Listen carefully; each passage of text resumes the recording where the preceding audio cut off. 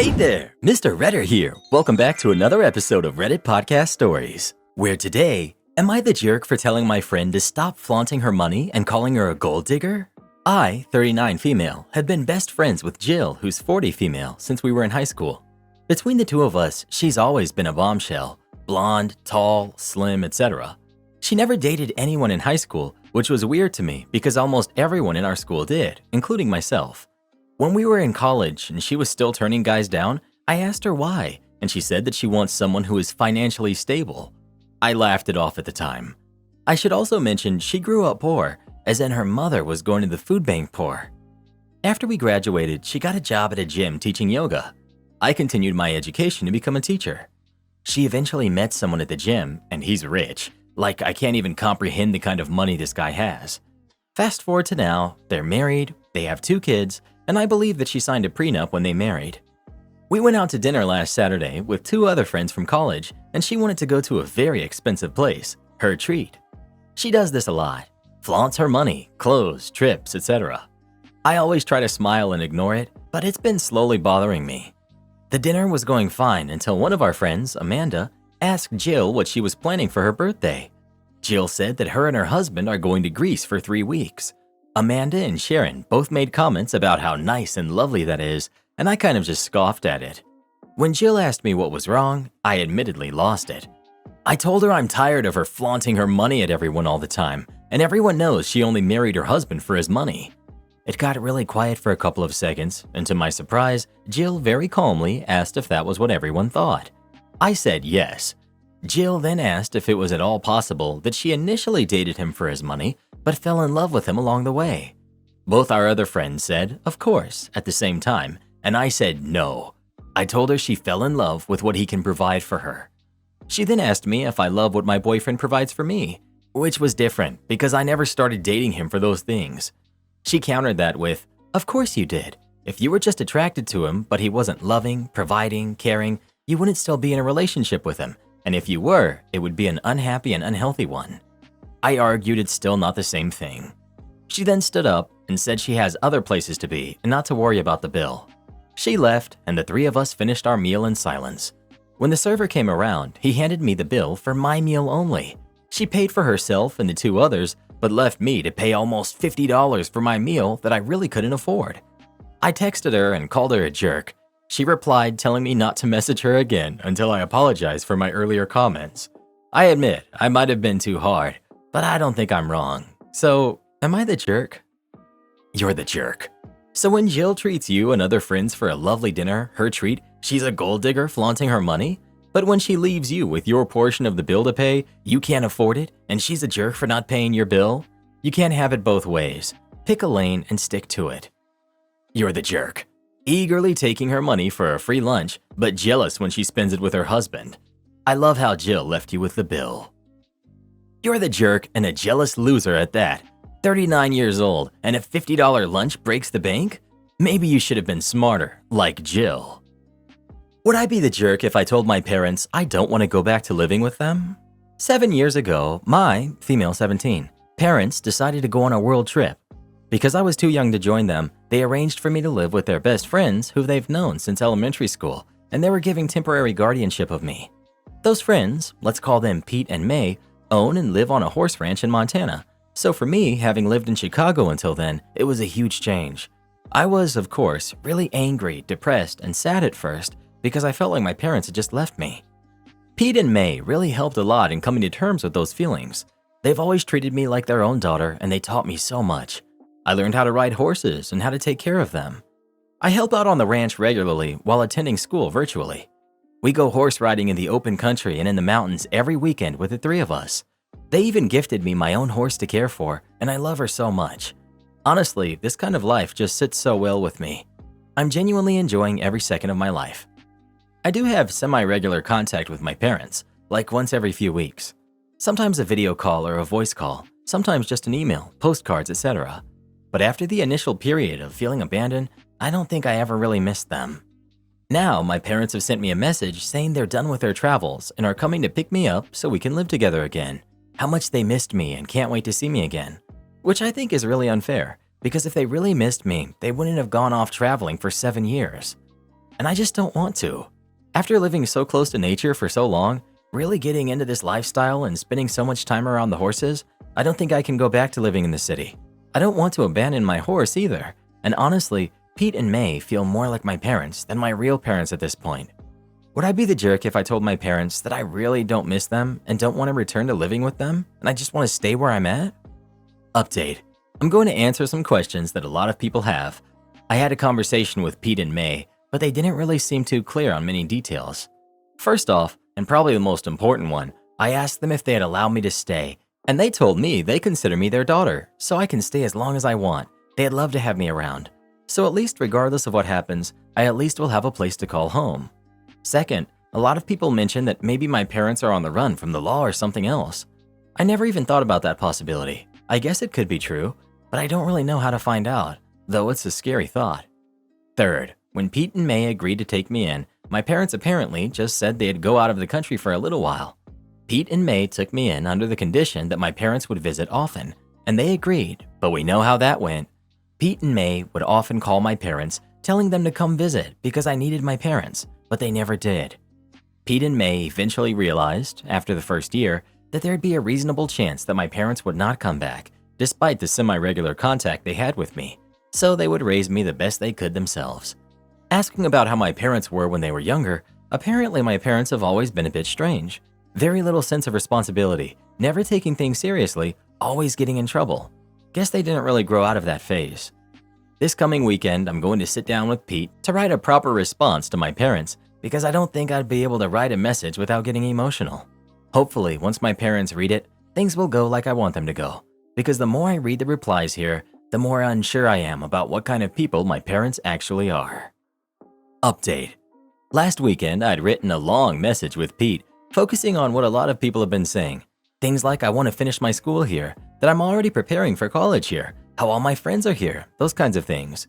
And that because of that, I don't want to leave here to begin anything new again in the city. I didn't write anything about not missing them or anything that could cause trouble. I haven't gotten a reply yet. I don't expect one soon since they've always taken weeks to reply before. Second, I tried to do a search for my parents' names to see whether they're wanted or otherwise running from something, but I wasn't able to find anything. I'm not sure if it's because they have relatively common names or because I'm just bad at searching. One part of me is also scared to look deeper. Some people recommended hiring a private investigator, but aside from it costing a lot of money, I'm not really sure if I actually want to know more. I'm not sure if it's better to have parents who are negligent and just decided to travel for a few years for fun, or to have parents who are criminals and were on the run from the law. I guess I'm a bit scared of knowing which one it is if I'm ever even able to find out. Pete and May insist that they don't know anything other than my parents saying that they'd be out of the country for a while. They've asked my parents often when they'd be back or when they'd visit, but my parents never gave a clear answer. I don't really have any reason to think Pete and May are lying to me, so I guess now I'm just waiting until my parents respond to my message. It's kind of nerve-wracking not knowing what kind of reply I'll get. Am I the jerk for contacting my ex's fiance without him knowing? I, 30 female, was engaged to Anthony, 32 male, 4 years ago. Our relationship ended for a number of reasons, but we had been together since high school. We did not have the best ending and there was a lot of hurt. I moved across the country when I moved out of our shared home. We cut contact following our split and have remained no contact ever since.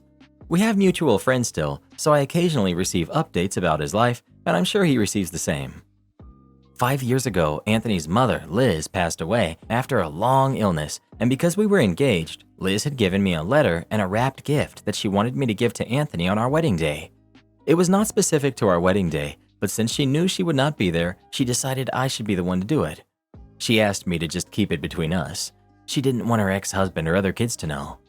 8 months later, when we actually called off the wedding, I had forgotten about these items as I had stored them in my childhood bedroom for safekeeping, and in the midst of moving across the country, I left the items behind, which I am aware was careless. Fast forward to now, and I recently learned that Anthony is engaged to Beth, who's in her 30s, and my first thought was that I'm really happy for them and I wish them the best. I then was thinking about our canceled wedding and his mom. I really loved her like a second mom, and I was struck with the sinking feeling that I still had the letter and the gift from her, and that I had never returned it to the family. I then remembered Liz asking me to not share it with her other kids or her ex-husband, and while I was unsure of the exact reason, I think it's because she had done the same for her other kids, but I'm not sure who's holding on to their letters and gifts. I brought it up to my husband and explained how guilty I felt about still having these things, and I just didn't know what to do. Together, we talked through all the different options. I could have called him, but felt it would ruin the surprise on the actual wedding day, which is what his mom wanted. I could have contacted a sibling, but then I felt like it would have ruined their surprise since they're not married yet. I thought about relatives, but I just don't know who. I settled on Beth. It just felt right that Liz wanted it to come from his soon-to-be wife. I reached out to her via social media, and I wrote her an extensive letter detailing what I've stated above. I've told her she could do with this information what she wanted, but that I'd be in my hometown next month and would love to get these items to her. Apparently, this was the wrong thing to do. She told Anthony about this, my messages, and he's pretty upset that I reached out to her. He says I have no business contacting his fiancée. I'm now torn because I was honestly trying to honor his mother's wishes and return the items to their rightful owner. I really felt like I was doing the right thing for everyone. Not the jerk, but I can see why you broke up. What a delightful guy. Not the jerk. You were trying to fulfill his mother's wishes. His fiancé had the option of responding or not. You at least gave that option. It may have been a bit of a shock to receive the contact, but if you accept that someone has a past, you have to accept that sometimes that past may sometimes come into contact with your present. Am I the jerk for not watching my husband's kids so he can go on a trip? When my husband and I met, he made it clear to me that he was not looking for someone to be a parent to his kids. His kids had 2 parents already, and he was just looking for someone that he could have a relationship with, that could be a positive role model. We dated, got married, everything was fine. I wasn't allowed to discipline his kids, and I also wasn't responsible for them.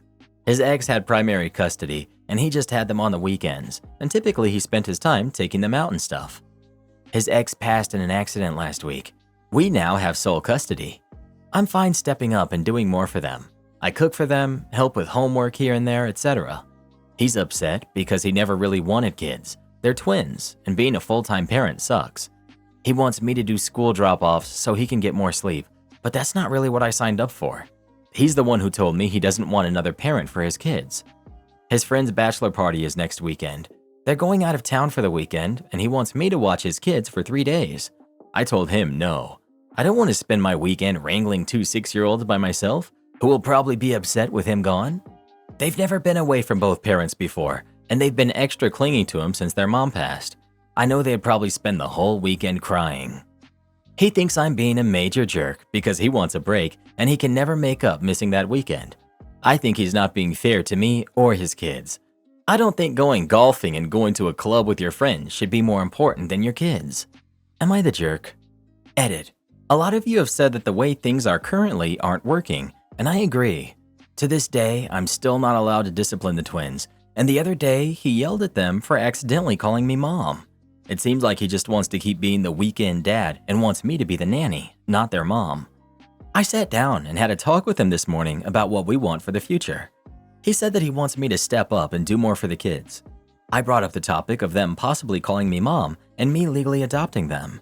Because without me adopting them, if we divorce ever, I'll have no rights to seeing them. I don't want to become a parent to kids that I have no rights to. He said that them calling me mom and me adopting them would be disrespectful to his ex's memory. We talked some more, but he absolutely refused. He just wants me to watch them more so he can have more free time. Still can't discipline them.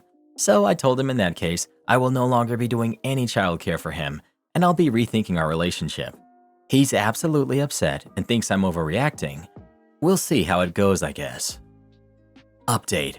Basically, he wants me to do all the chores to make his life easier while he's their only real parent. I mentioned to him my concerns, that I don't think it's fair to deny them a mother when they obviously want one. I also don't want to build a stronger emotional bond with these kids if I have no legal rights to them. Despite all my concerns, he's not budging. I've told him in that case I want a divorce. I contacted a divorce attorney, that's a personal friend, yesterday, and I was advised to give him 30 days notice to move out, before starting an eviction process. The house is mine from before we were married. My husband is mad because I'm the breadwinner, $200K versus $40K, and he can't afford to house his kids in the same school district and give them the same quality of life. He wants me to give him my house for the sake of the kids, yet I don't think he's ever cared that much about what's best for them.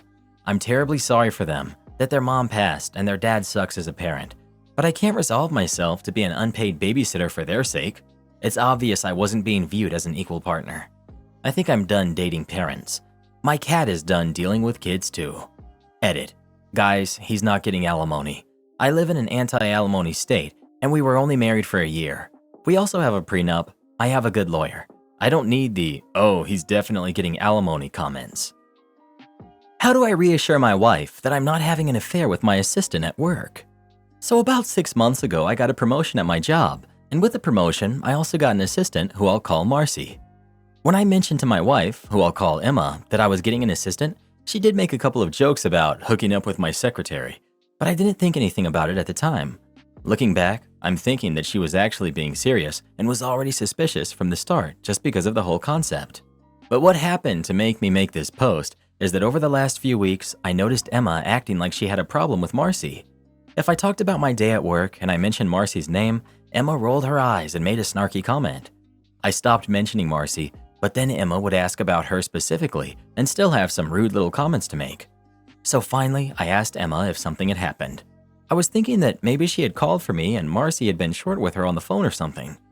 Instead, Emma brought up a random Friday back in January when she stopped by wanting to surprise me by taking me out to lunch and caught me having lunch with Marcy. So to explain, Marcy and I have weekly meetings on Friday where we go over our projects and whatnot for the week. And during these meetings, we order lunch and eat in my office. To me, this seems completely normal and professional, but Emma thought it signified that we're having an affair. I tried to explain to Emma that I don't follow this logic, but she just kept saying that it obviously looks suspicious. And then she brought up another time when I was late coming home and didn't have a good excuse as to why not. I don't even remember the night that she's talking about. I can only assume I was late because of traffic or something like that, because I certainly wasn't cheating on her or doing anything else nefarious. But what can I do to reassure Emma that her concerns are unfounded? We've been together for 4 years, married for 1.5, and I've never cheated on her or done anything to make her think I wasn't trustworthy. I have no idea how to reason with her here, because from what I can see, she's basing all of this on the fact that she just doesn't like me having a female assistant. And I don't want to fire Marcy or anything like that just to make Emma feel better, because she's good at her job and hasn't done anything wrong either. Update. After I posted and read everyone's advice, it really just solidified my worry that I couldn't do anything to reason with my wife because her concerns were unreasonable in the first place. Everything I could think of or that someone suggested to prove to her that I wasn't having an affair with Marcy or anyone was either something I had already told my wife or something that, the more I thought about it, I didn't feel it was fair that I should have to convince her of at this point in our relationship. So instead, I sat down with her and just explained to her how hurt it made me feel that she didn't trust me after 4 years together, where I'd never done anything to make her doubt me, and that it wasn't fair for me to be on trial when I hadn't done anything wrong and she didn't have any good reason to think that I had.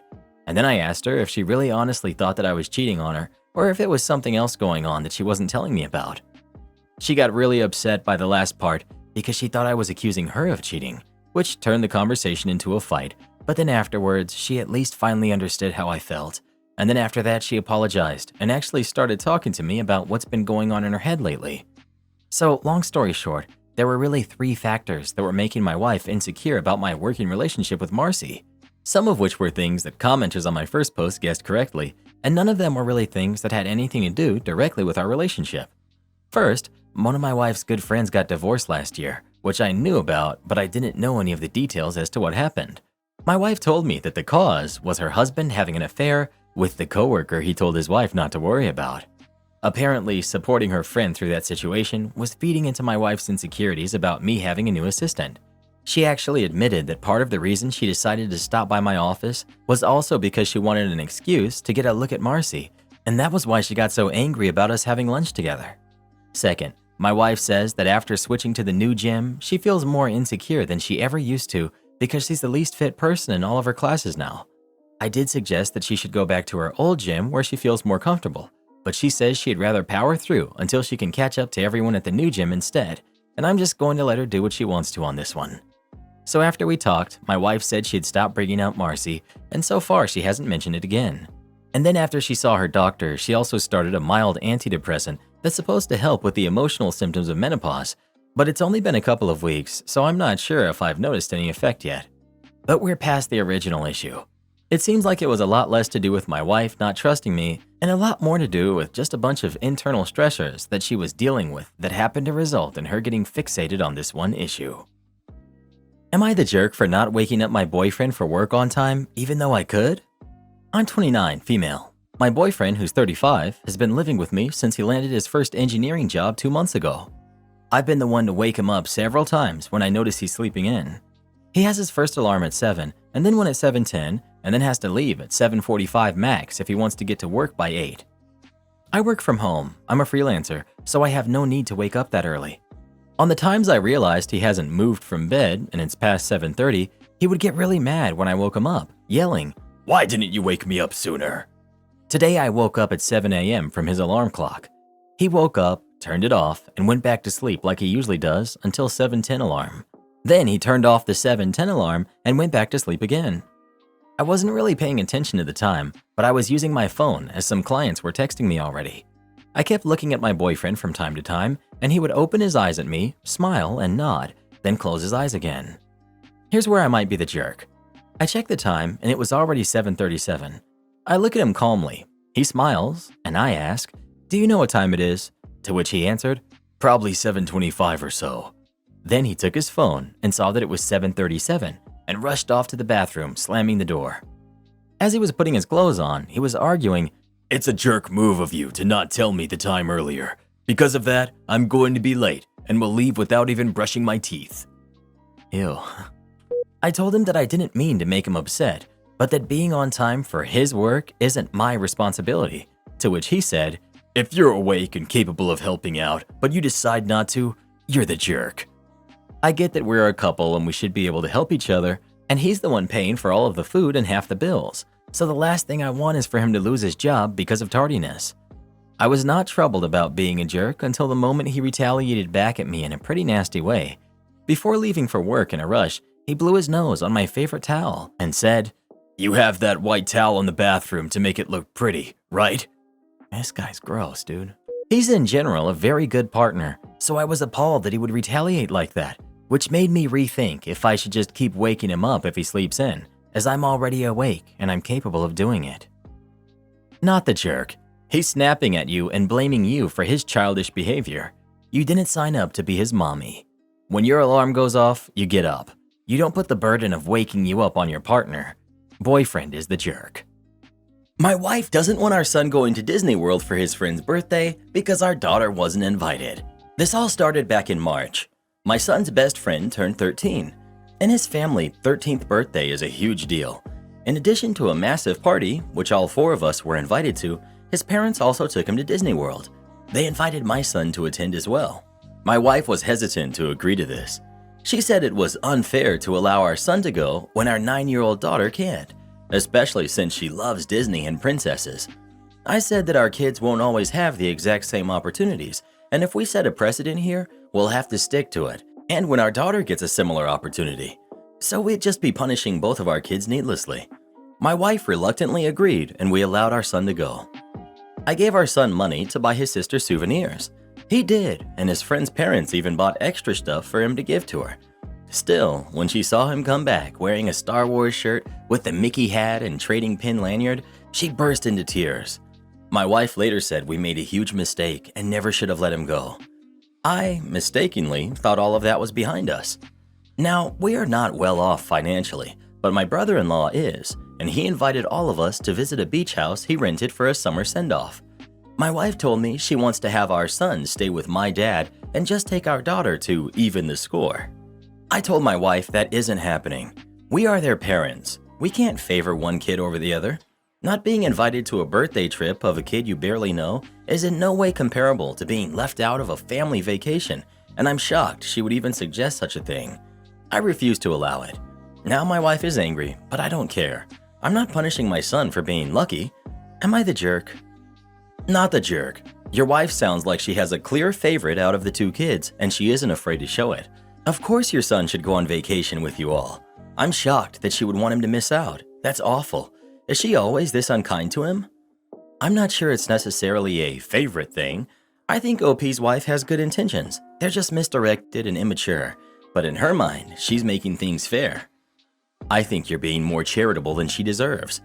I've reread the original post 3 times to see if I'm being unfair, but what comes across each time is that all that seems to matter to OP's wife is how the daughter feels, even though I doubt the daughter would, unprompted, want her brother to be excluded from the family holiday or think that this would be an appropriate way to handle things. Can only say that I hope you're right and I'm wrong. Not the jerk, but your wife? When your daughter doesn't make varsity volleyball, will you pull your son from varsity baseball and punish him for making varsity the previous year too? How about when your son gets a partner, but your daughter doesn't? Oh, how about when your son has kids and your daughter doesn't? What will your wife do then? When your son gets into a college that the daughter didn't and is pressured to forego his education and future. Not the jerk, you are 100% correct that your kids aren't going to receive the same opportunities in life. Daughter has to learn how to handle situations like this in life because she's not always going to be treated the same or have the same opportunities as everyone around her, and she needs to learn to handle that with grace. Also, this is your family inviting you, like you said, not a kid's friend. Your wife would be excluding your son from his entire family, which is just awful. Let your wife be angry about this. She's completely out of line. What a strange reaction. I wonder what the root of it really is. Am I the jerk for holding a grudge against my dad, who took my step-siblings to Paris, but not me? A few weeks ago, I learned from my stepbrother's TikTok that my dad, stepmom, and 2 stepbrothers are in Paris. I was staying with my mom at the time. I'm female, 16, and I would have loved to have been there, but they didn't even tell me they were going. I immediately sent a text to my dad asking if they're enjoying their time in Paris, and despite reading it, he didn't reply until late at night. Then he tried to play dumb and said it's great and he wished I could be there. Yeah, me too. So I replied that he could have taken me and he said it wasn't possible and we'll talk about it later. So when they returned, I told them that I'm hurt that they didn't take me. My dad took me aside and told me that their finances are very tight.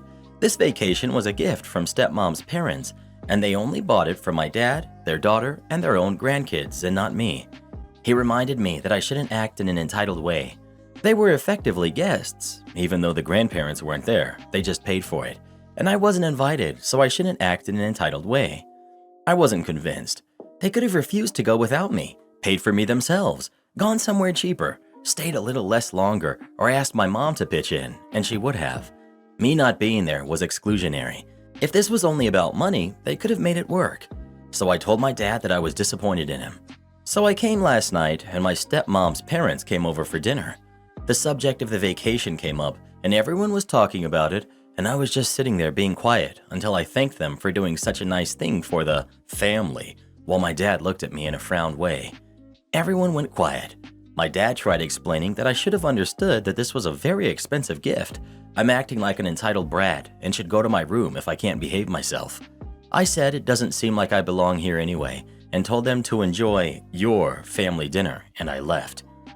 Later, the grandmother came to my room and tried explaining that they gifted this to their grandkids and couldn't afford to include me as well.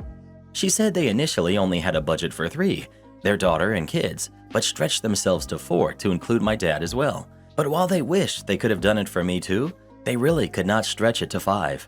So I told her my problem is with my dad and I have no beef with her, but she doesn't get to act like she cares about me either, and it's okay. I was like, I'm a stranger to you, and you don't care about me, so have some courage, put your big girl pants on and wear it on your sleeve, and asked her to get the heck out of my room. She left, and I heard her telling my dad that I was very rude to her, so I'm grounded until further notice. Am I acting like an entitled brat, and am I the jerk in this situation? Edit. Not that it's relevant, but step-grandmother's comment about trying to include me, but not being able to work out the budget was nonsense. They're very rich. And this was an excuse, and she was taking me for a fool. But this is not relevant to me holding a grudge against my dad. I'm only specifying it for clarity. They tried explaining that they gifted this to their grandkids, which now includes you. This is a pretty easy not the jerk. They could have gifted something for the whole family, but they didn't. Your dad didn't decline and say if his daughter can't go, then he won't be going. This is clearly going to be a no-contact situation in the future. When I was 16 and wanted to travel abroad, my parents had a deal that I needed to earn some of the money myself. Now, these weren't family trips, but a 16-year-old can earn money babysitting and doing odd jobs to defray costs of travel. The fact that your dad did not tell you and did not even bother to try and find a way to make it work shows you what kind of a man he is. Please ask to move to your mom's 100%. He has made his choice, and his family is comfortable treating you like garbage. Don't take it. Take him for college tuition and decide in your 20s if you want to bother with him again. You're right to be mad, and not the jerk now, but if you keep yourself in this toxic situation, you would be the jerk. Step-grandma literally gaslit you, and now you're grounded? Run, OP. OP's dad has shown her that he has a new family now. The cold hard truth is that he simply doesn't care about her. OP, move to your mother's permanently. Your father has shown you where his priorities lie, and they are not with you. Not the jerk. The worst part is that she found out about the trip from a social media post while they were in Paris. Her dad didn't even have the nerve to tell her about the trip in advance. That tells you everything you need to know. He knew it was wrong, and he hoped he'd get away with it. Too bad he forgot about TikTok. Sorry, you're the jerk here. If your dad didn't have the money, then he didn't have it. They should have told you beforehand that they were going, but given how you're acting, I see why they didn't. Your step-grandmother even tried to talk to you about that situation and told you they didn't even want to include your dad. But you were rude to her for no reason. You are a kid, and sometimes kids don't understand finances the way they think they do. You can be upset with your dad, but being mean to your stepmom was over the top. I'm surprised I had to scroll for so long to find this. I see an entitled person who believes if she can't get it, no one should get it. Ugh, you're the jerk. You know how this sub goes. In this thread, the kid is not the jerk for being upset, but in another thread, the kid should accept that their step-siblings get different things. I remember a similar post to this one where the grandparents only took OP out for the trip, but not OP's stepkids. OP's mom and stepdad were very upset about it. In that situation, everyone defended the grandparents because the step-siblings were not considered their family. You're the jerk. Your stepmother's family is not your family. Why would they extend the trip to you? Your father is only related by marriage. While it does suck to be left out, they had no obligation to take you too. OP, my dad had the obligation to include his daughter in his family vacation. If it was your mother's family or your father's family biologically, then yes. You obviously don't know the mother of your stepmother very well. You even said that she doesn't owe you. You have no tie to the person that was paying for the trip. Sure, they could have asked, but it was pretty clear to me that your stepmother's mother wanted this to be a trip for her family members. She doesn't know you very well. It sounds like your dad didn't invite you because he couldn't afford to pay your way.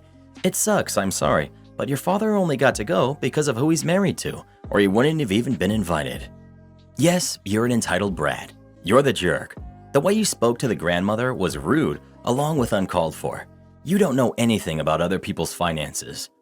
Do this next. Tap here on your screen to come see our new podcast playlist, where you'll find thousands of hours of the best stories you've ever heard. Or tap the one on the right. That episode is specifically just for you, based on other videos you've enjoyed the most.